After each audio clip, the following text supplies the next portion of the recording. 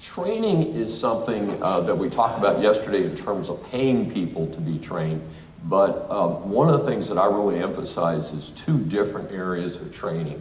One of them is I don't do safety training. I respect it a great deal. I'm a huge safety advocate. Let's not get our people hurt. So one of the things I recommend to all my clients is you do at least monthly safety training.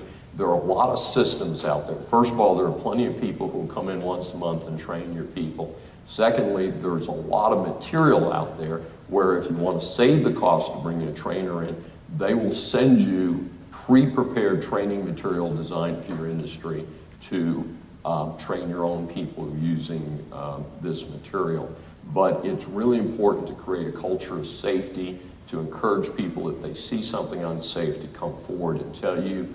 And it's the best way to control a lot of your costs, a lot of heartaches, including our first slide is if people don't get hurt, you don't have to deal with the rest of the issues we talked about in terms of workers' comp and things like that. And workers' comp's expensive and it can be troublesome. So it's really important to do training. Secondly, for your supervisors, if you have at least 15 employees, you're covered by the employment discrimination laws. And again, disclaimer, in some localities there may be discrimination laws that kick in at a lower number, but the national number is 15.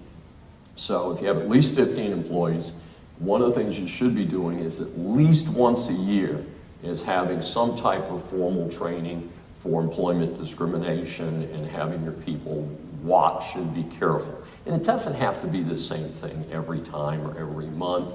I do several different trainings on the same topic to try and keep it interesting.